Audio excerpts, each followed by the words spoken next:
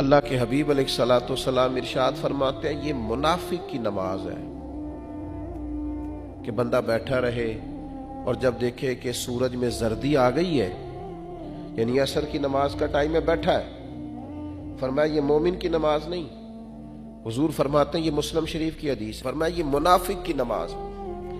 بیٹھا رہا اور جب دیکھا کہ سورج میں زردی آ گئی ہے، اب سورج ڈھلنے لگا ہے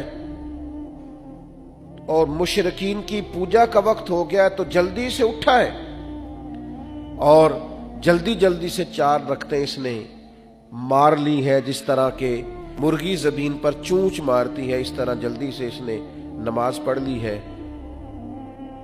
حضور فرماتے ہیں یہ وہ شخص ہے جو نماز تو پڑھتا ہے پر اپنی نماز میں اپنے رب کو ذرا بھی یاد نہیں کرتا۔